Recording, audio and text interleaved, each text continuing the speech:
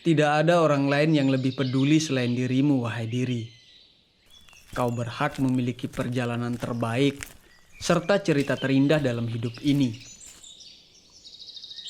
Tidak ada yang lebih mengerti selain dirimu sendiri, wahai diri. Sekalipun luka bisa terjadi karena orang lain, engkaulah yang paling bertanggung jawab mengobatinya. Teruslah belajar, wahai diri. Meski kadang hidup tak adil, kau bukanlah jiwa yang kerdil.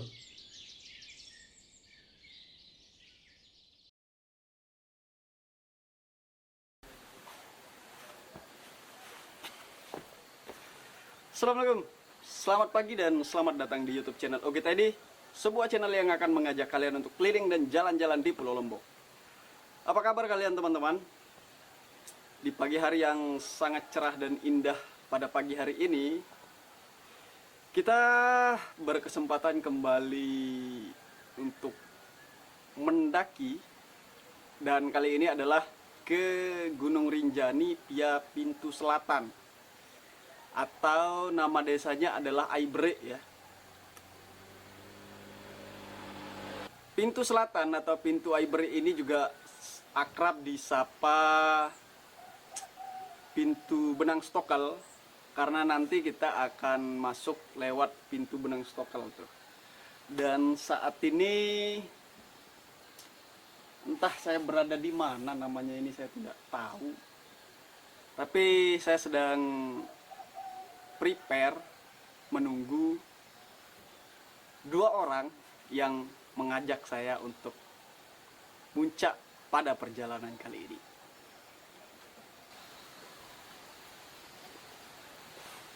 Sekitar jam 6 pagi, aku sudah berada sejauh 1 jam perjalanan dari rumah untuk menemui dua orang teman pendaki yang mengajak aku untuk berpetualang kali ini. Namanya Cece Rina, begitu kami akrab memanggilnya.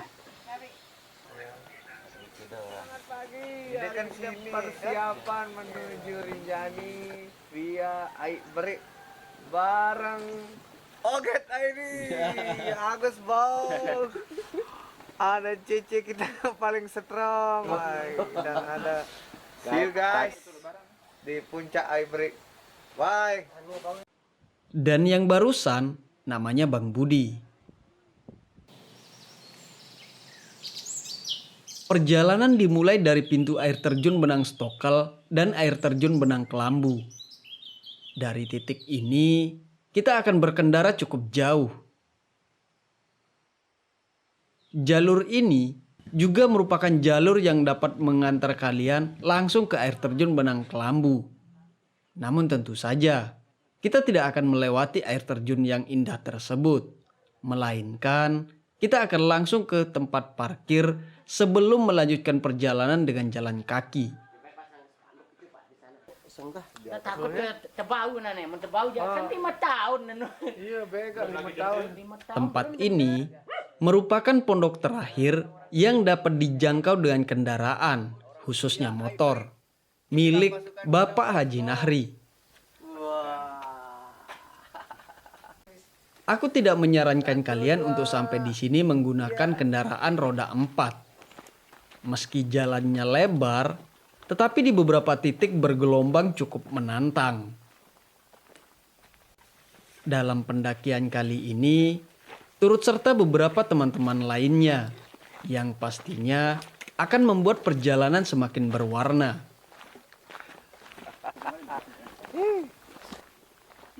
Dari Pondok Singgah Haji Nahri, kami melanjutkan perjalanan dengan berjalan kaki di antara hutan pisang milik warga.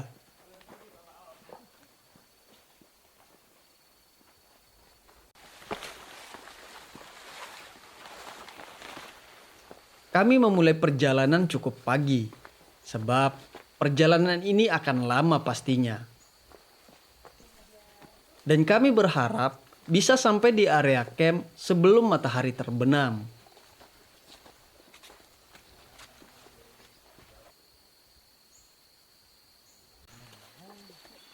Ya, siap sih. Saat ini kita sedang berada di gerbang TNGR atau jebak gawah atau gerbang rimba ya. Ya, nanti dari sini ya sebenarnya dari tadi sih, udah dari awal, dari semenjak masuk dari pintu gerbang di Benang Kelambu atau Benang Stokal itu kita udah masuk hutan. Dan kiri kanan kulihat saja banyak pohon pisang. Nah, kita akan masuk nih dari sini nanti. Di sini ada tulisan nih, Mountain Rinjani National Park Aik Beri, yang menandakan bahwa jalur ini adalah pendakian Gunung Rinjani via pintu Aik Beri, Lombok Tengah. Sejauh ini, kita sudah berada di kawasan Taman Nasional Gunung Rinjani. Namun, area hutan lindung dimulai dari titik ini dan seterusnya. Dan vegetasi pendakian pun berubah dari titik ini juga. Belum ada tanjakan, malah kita dapat bonus nih. Baru sekali. Jalurnya turun ke bawah sana tuh. Ya. Keren. Hah? Huh. Ada rencana buat kembali lagi. Bud, pasang 4x4. 4. Iya ya. Harus 4x4 ini karena sudah dapat bonus kan? Iya, betul. Sekarang pasang 4x4. Betul. Semangat. Ternyata setelah bonus kekuatan 4x4 mulai dari sini nih. Jadi di bawah sini ada kayak semacam bekas sungai gitu, atau kayaknya mungkin ini kalau hujan berair kali ya. Nah, dari sini kita akan menguji dengkul nih kayaknya nih. Oke, yuk kita coba. Kita melewati Kalimati. Dan trek setelahnya langsung menanjak tajam di antara akar pepohonan.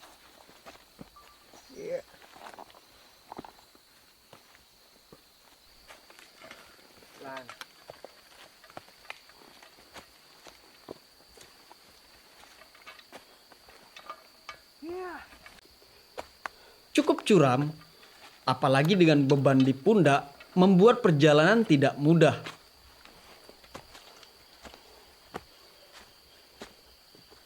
Hingga akhirnya kita sampai di ujung tanjakan, disambut sebuah beruga untuk melemaskan badan. Saat ini kita berada di pos ekstra 1 ya. Jadi selepas dari tanjakan setelah sungai tadi itu, kita sampai di sini.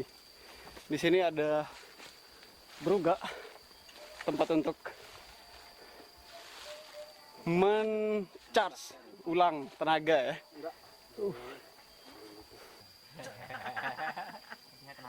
Kemarin di sliding saya, aduh, gara-gara keseringan naik gunung terus tidak sempat ngomongin sliding jadi. Ada orang dari Spanyol nggak bisa bahasa Inggris. Banyak. Terus ketika komunikasi pakai bahasa bisu. Kalau mau makan, hoit, mangan. Hoit, mangan. Tapi bahasanya gini bang, banyak yang pengen, tapi hanya sebatas pengen. ya sebatas pengen, nggak banyak yang Nggak berani berusaha. bergerak. Atau Alias nggak jadi. Ya itu. Makanya saya suka mendadak gitu biar jadi. pengennya terhalang di rencana ya. Iya, rencana lama-lama ujung-ujung batal. Aduh, berarti besok ketemu langsung kawin aja. Jangan lagi planning ya. Langsung bawa lari. Sebuah petualangan adalah perjalanan yang tidak terlalu direncanakan. Dan terkadang perjalanan yang di luar rencana memberikan kesan yang mendalam. Seringkali dalam hidup, hal-hal yang paling berkesan adalah hal-hal yang bahkan tidak pernah kita bayangkan. Namun kadang, sebelum bergerak, kita sudah takut duluan karena cerita yang beredar. Kenyataannya, selagi kita mau bergerak dan berjalan di dalam berusaha, akan selalu ada jalan untuk menyelesaikannya. Bahkan, saat semuanya sudah berlalu, kita berani sombong dengan berkata, ternyata tidak seperti yang mereka katakan, maka tentu tak ada salahnya mencoba selagi ada peluang. Teruslah bergerak teman, sebab aku percaya kita adalah orang yang tegar. Dilarang buang air besar di singa. Sungai. Itu oknum aja ngerubah itu kampret. Makin kesini saya makin ngerasa aneh aja gitu ya. Di situ tulisannya dilarang buang air besar di singa. Emang siapa yang mau buang air besar di singa? Diingat. Ya kalau mau diingat. Iya. Setelah tadi kita mana itu pakarnya? Om. Ada tadi namanya buah pelana jiwa. Namanya pelana jiwa. Kegunaannya buat pelana kuda. Jadi pelana jiwa buat kuda-kuda gitu. Di mana kita akan bertemu dengan pelana jiwa? Karena jiwanya itu dia di atas ketinggian 1.200, kadang 1.500. Itu kira-kira di pos berapa tuh? Pos 2, pos sebelum 3? pos 2. Sebelum pos 2. Tapi itu buahnya cukup langka dan berharga ya? Ya, langka. Ya, mudah-mudahan kita ketemu nanti. Ya. Apa ini Om? Pakis. Pakis buat paku. Nah, begitulah. Kalau kita kurang normal ya bisa jadi. Tapi kalau kita normal bikin sayur. Ikutilah yang kayak gitu. Jadi kita makin ke atas, saya makin ngerasa aneh aja. Setelah adanya pelana jiwa untuk kuda-kuda tadi itu, tadi juga Bang Agus sempat bersabda. Apa dong, bertitah ya? Bahwasanya Miyabi sudah taubat dan sekarang menjadi Miyaku, tapi fungsinya sama, untuk menghangatkan. Dan di sini saya baru sedikit mau menyinggung. Jadi di sini saya menggunakan kaos kaki bola ya. Karena infonya kemarin itu teman-teman, setelah saya sedikit searching bahwa di jalur Aikbere ini banyak pacet dan lintah. Tapi ternyata itu berlaku ketika musim hujan.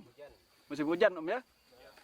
Jadi kalau musim hujan itu memang di sini banyak pacet dan lintah, jadi kalian harus hati-hati. Dan juga jalurnya ini selepas dari parkiran tadi itu, atau setelah kita masuk gerbang rimba itu sepanjang jalur hutan lebat. Jadi mungkin sebaiknya kalau kalian ke sini teman-teman, atau kalau kalian mau ke sini sebaiknya sama orang atau sama teman yang sudah pernah minimal. Karena bahaya banget di sini, hutan gitu ya. Beda dengan jalur yang di Sembalun, apalagi begitu keluar dari gerbang hutan kita udah bisa langsung melihat jalur jalan setapaknya.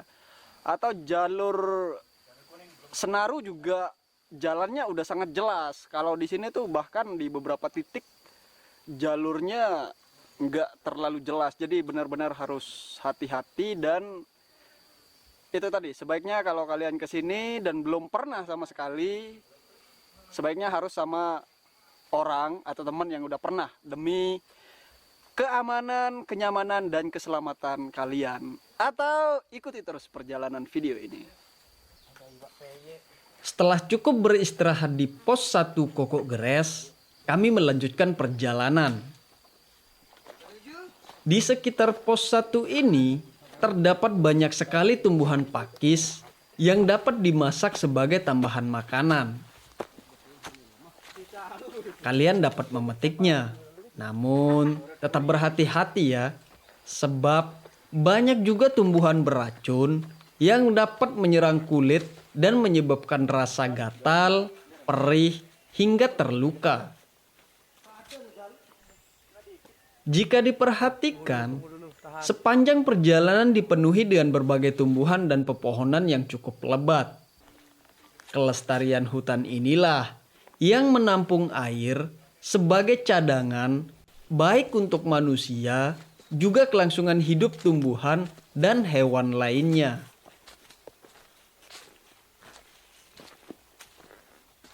Tidak heran, daerah di sekitar Gunung Rinjani ini subur dan airnya jernih. Sepantasnya lah untuk kita menjaga dan merawat alam sekitar kita, yang sejatinya kita hanya numpang hidup di bumi ini. Sejauh ini, trek yang kami lalui relatif landai. Beberapa kali melewati Kalimati, juga di beberapa titik melalui kubangan besar yang tak berair. Alhasil, perjalanan sangat nyaman. Hutan rindang dan tentu saja terhindar dari sengatan sinar matahari.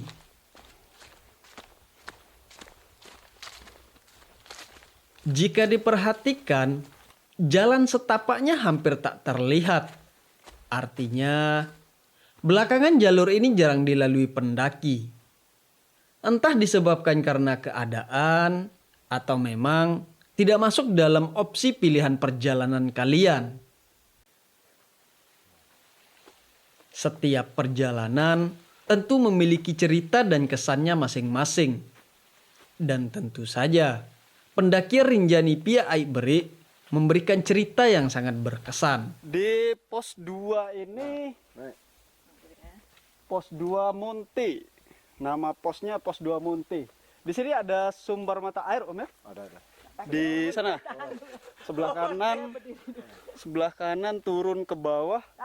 150 meter dari ini. Dari sini? Oke. Jadi 150 meter turun ke bawah ke arah sana. Ya, ke arah sana. Di situ ada jalurnya tadi. Itu menuju sumber mata air. Dan tadi juga saya coba keluar ke sana, dari situ udah terdengar tuh bunyi airnya. Ya. Kayaknya mata airnya besar. Besar, Om ya? Sungai. Oh, berarti besar banget nih. Cuman sudah ada tim yang pergi ngambil air, jadi kita menikmati. Asik guys, Rebe, Om. tetap terbaik. Mantap. Jangan lupa jaga alam kita, tetap lestari. Oke guys, Itu pesannya. itu yang utama. Mantap. Jadi memang akhir-akhir ini keadaan semesta ini penuh dengan kondisi khusus dan impactnya ke sini juga, ke jalur pendakian Pintu Aiberi ini. Padahal ini sebenarnya bukan jalur baru, Om ya, bukan jalur baru. Ini bahkan udah dari tahun 2000 berapa? 2006 atau 2016. Kalau jalur ini kan jalur lokal dulu. Ya. Bagi orang lokal di sini kalau mau mancing ke danau. Ini kita belum lahir aja sudah ada jalur ini. Tapi untuk jalur resminya 2016 ya. launching. Jalur Aiberi sudah dibuka menjadi jalur resmi pendakian Rinjani itu sudah sejak 2016. Artinya ini sudah lama dan sudah rame sebenarnya, cuman karena kondisi khusus lepas ini ya. itu aman. Nggak ada maksudnya jalurnya itu nggak ada yang terlalu membahayakan. Enak sih, dari start point sampai dengan titik di sini tuh ya bukan bermaksud meremehkan ya, tapi treknya enak banget, banyak trek landai, bahkan banyak trek bonusnya. Lepas itu nggak bisa dikatakan Nggak panas. nggak panas. Ya adem banget, adem malah di sini dingin. Jaga jarak, Keren. jaga jarak. Oke, sementara kita istirahat dulu di pos 2. Sembari mungkin apa bahasanya ini kan bahasanya bukan makan siang ya. Apa? Makan nasi. Makan nasi. Makan nasi di siang. Makan nasi, jangan makan hati. Oh ya, itu. Yang paling penting makan nasi, jangan makan hati. Main seruduk-seruduk. Takutnya nanti makan hati itu Orang udah dengar.